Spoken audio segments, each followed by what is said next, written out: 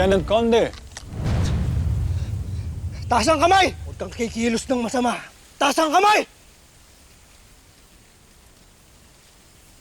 Ano pang hinihintay mo? Tapusin mo na ako. Do it! Do it!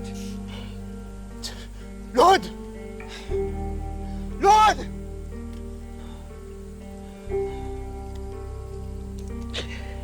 Kung gusto mo akong patayin, kanina mo pa ako tinumba. Pero alam ko, kailangan niyo akong mahuli ng buhay, di ba? Para mabawi niyo yung pera. Pero nag-aaksaya ka lang ng oras, wala kang makukuha sa akin. Dahil handa akong mamatay para makuha ang hustisya para sa mga kasama ko. Hindi mo ba nakikita iyo? Pareho lang tayo eh. Tumahimik ka! Hindi ako mamamatay tao. Nakagaya mo. Yan ba yung hustisyang sinasabi mo? Ang pumatay ng isang mabuting pulis? Para makuha lamang yung gusto mo? Yan ba ang kinagagalit mo, iho? Kailangan natin mahanap si Garcia. Nasaan sila, Samson? Sir, sinecure doon nila yung mga hostage. Kasama ho nila si Lieutenant Dizon. Ito, pusukin natin.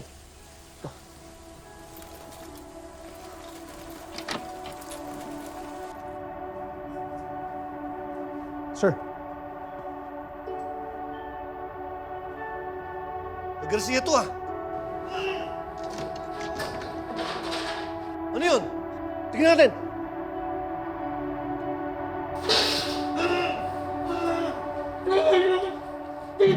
Sir, Garcia! Sir, ano niyo, please?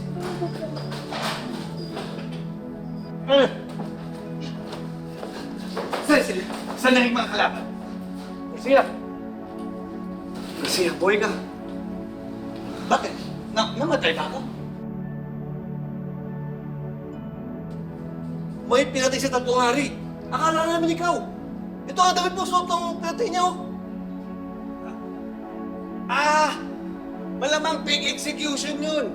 Kaya pala kanina pinaghubad nila ako. Pinagtaman ng mga neto boxers ko eh. Sila na ba yan? Oo, Chief. Miss ko na kasi siya eh. Meron pa yun sa likod, oh. Gusto mo magawa din kita? Buti lang buhay ka. Kinabahan kami lahat. sir, welcome back. Sir, kinabahan kami dun, ha? Kinabahan kayo? Hindi na nga ba? Love ninyo ako eh. Nag-alala kayo sa akin. Pasalamat ka. Hindi ko katulad mo. Dahil kahit gaano ka gusto iganti si Garcia, alam kong mas kailangan mo magbayad sa batas.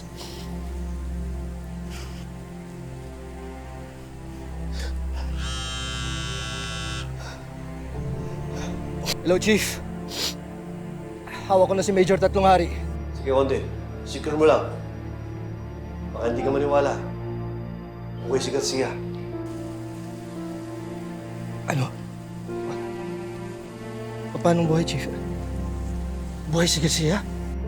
Oo, Chief, pero lang. Hello, Bok! God is good! Buhay ako!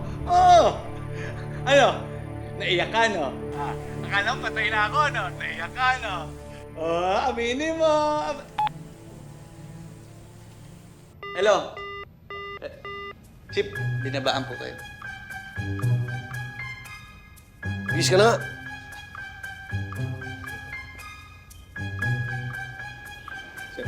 Hindi kayo nag-alala?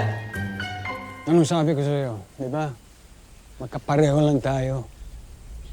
Hindi mo lang alam, pero magkakampi tayo. Hindi tayo magkakilala, pero iisa lang ang kalaban natin. Iisa lang. Ha? Familiar sa'yo, no? Naka-enkwento na yung trained Santa Babies ni Captain Telma Escudero, di ba? Magkasama kami dati. Pero yung ginawa niya dito sa Calabarzon City, kulang. Kulang na kulang. Pero yung ginawa namin, yun lang ang tanging paraan para masugatan ang pinuno ng korupsyon. Sino yung sinasabi ninyo, Major?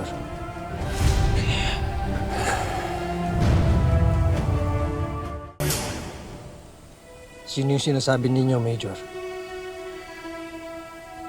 Si Mayor Glenn Guerrero. Yes, Lieutenant Conde. Si Mayor Guerrero ang nagnakaw ng pondo na dapat napunta sa amin at sa aming mga pamilya. At isa pa, si Mayor Guerrero ang ulo ng pinakamalaking sindikato dito sa Calabarzon City. Kung totoo yung sinasabi ninyo, sumama kayo sa akin at tumistigo kayo laban sa kanya. Hindi ako pwedeng makulong, Iho. Hindi pwede. Naibigay ko na sa iyo ang impormasyon. My job here is done. Babaan yung baril ninyo, Major! Babaan niyo yan! It's been an honor, Lieutenant Conde. Major! Sa pagtatapos ng marahas na insidente sa Calabari Aqua Park, kinumpirma ng mga otoridad na kabilang sa mga nasawi na sangkot sa hostage-taking ay ang kanilang leader na si Major Arturo Tatlong Hari.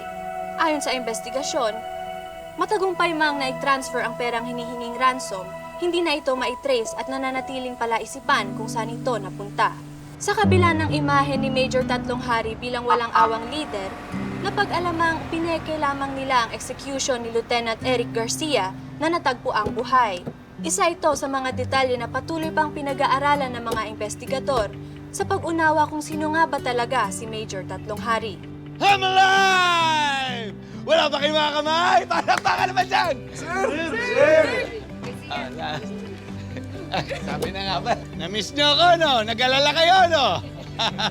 Niyo ako eh. Sir Eric! Sir! Tabi! Easy lang. Ano ka ba? May pass tayo, baka kuno isipin ng mga tao dyan. Tonyo! May superpower, Eric. Akala ko napahama ka na.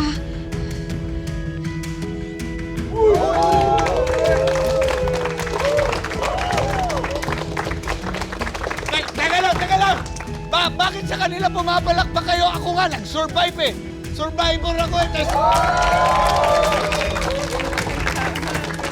Talagang inulit nyo pa, ha? Sige na, ako na!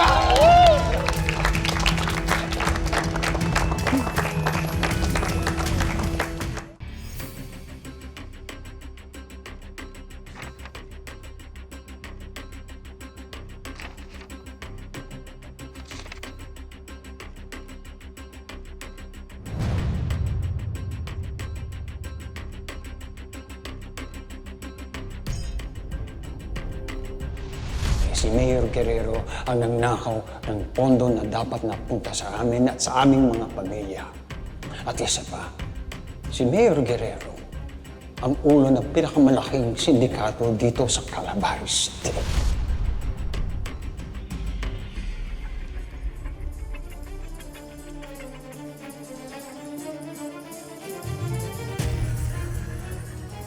Sir Tonyo, baka tao rin ang korap ang iniisip niyong kakampi niyo. Lola Telma used to work with the military intelligence. Dito niya nakuha yung inside man niya within the Calabari Criminal Organization. Ito raw yung nagbibigay sa kanya ng ebidensya laban sa crime boss. Just follow our Lola's trail, Sir Tonyo. Doon mo makikita yung inside man ni Lola Telma. Kapag nakilala mo ang inside man ni Lola Telma, makikilala mo din ang totoong mastermind ng sindikato ng Calabari.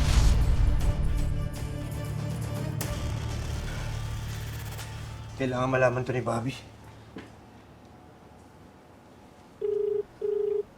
Ay, Lola, pang ilang sandok mo na yan, hindi nakakarating dito, ha? Ngayon lang eh. Excuse me po, ma'am. Sandali lang ho. Hello, Sir Tonyo. Hello, Bobby. Nandito ka ba sa station? Wala pa eh. Bakit? Di may sasabihin kasi sana ako sa'yo eh. Tonyo, okay lang ba bukas na tayo mag-usap? May bisita kasi kami ngayon eh. Ganun ba? Sino? Si Ma'am Sofia. Dinalan din kami ng pagkain. Biruin mo yun, nagkaayos na kami ni Ma'am Sofia. Kaya, Tonyo, Bukas na tayo mag-usap, ha? Sige. Bukas na lang. Sige, salamat sa pagtawag. Okay, bye-bye.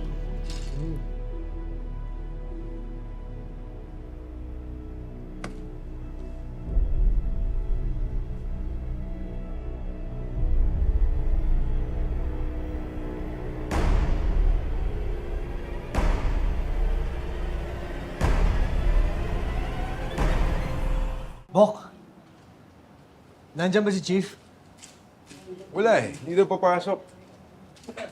Samahan daw yung misis niya eh. Na-trauma kasi kahapon. Ah, ganun ba? Bakit, Bob? Wala naman, kakamustahin ko lang. Grado ka, ah. Sige.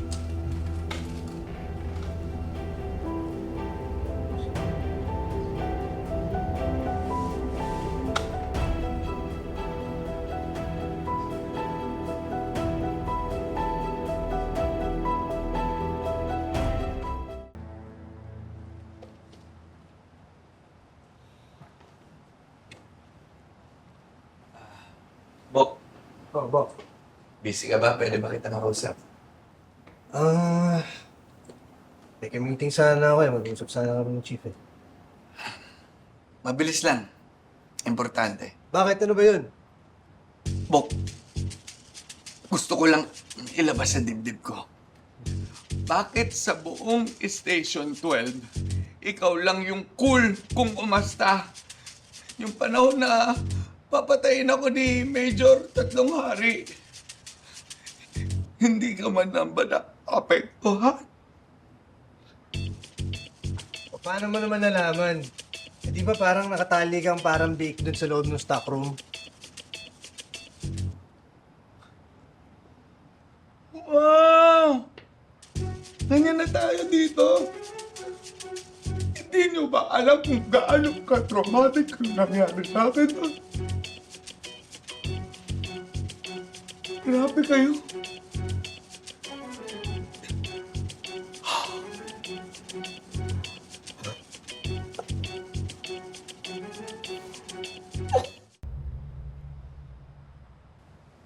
Wala. Ang ginagawa yun dito?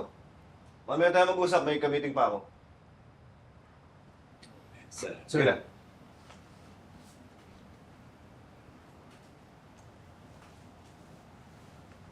Chief, sandali lang.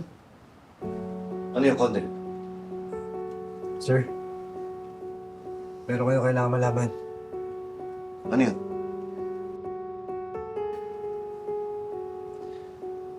Bago magpakamatay si Major Tatlong Hari, nagsabi siya sa akin na hindi raw ang Kalabari ang target niya, kundi yung mga mismong tao na nagnakaw ng pondo na dapat ay para sa kanila. Teka lang, Conde. Ibig sabihin, naniniwala ka sa mga rason nila Major kung bakit nila in-hostage yung Aqua Park? Chief, kung titingnan ninyo, sila lang ang nalagas dun sa enkwentro ko to. Pinalabas pa nila na in-execute nila si Garcia. Eh kung tutuusin, hindi naman nila kailangan gawin yun eh. Maliban na lang kung totoo yung pinaglalaban nila. Sino bang pangalan na binanggit niya? Si Mayor Glenn Guerrero, sir.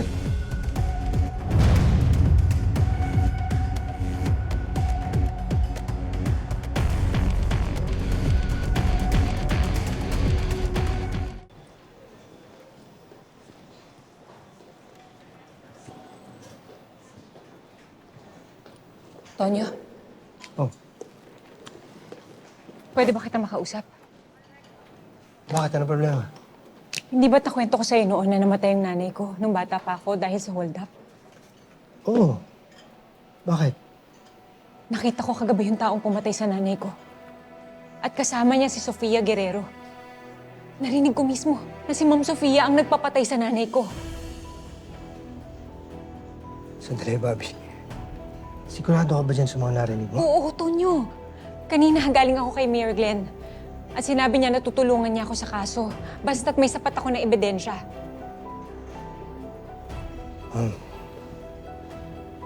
Bobby, alam kong hindi mo magugustuhan itong sasabihin ko. Pero mag-iingat ka kay Mayor Glenn. Mag-iingat. Bakit? Bago namatay si Major 3 hari, sinabi niya sa akin na si Mayor Glenn daw ang pinuno ng sindikato dito sa Calabari.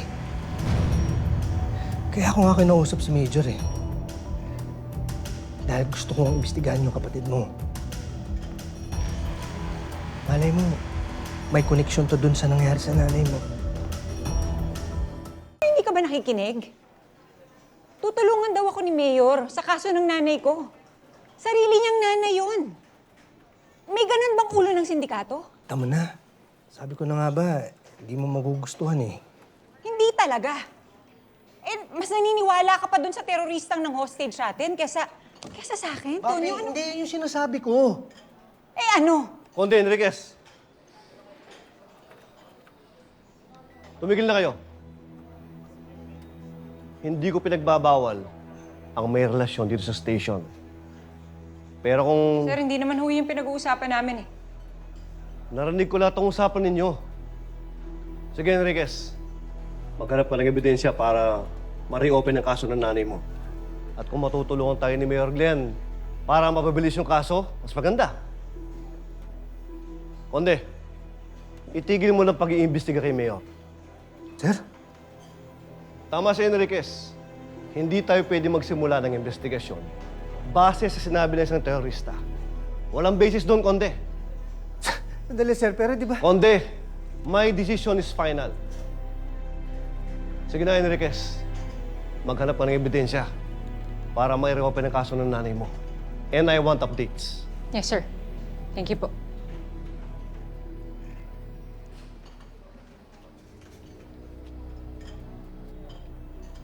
Sir, bakit ayaw niyo nang paimbestigahan si Mayor? Dahil ayoko malaman ni Enriquez. Para magawa mo ng maayos yung investigasyon kay Mayor, walang dapat pakaalam maliban sa akin at sa mga taong pinagkakatiwalaan mo. Isama mo si Garcia at imbestigahan niyo si Mayor. Yes, sir.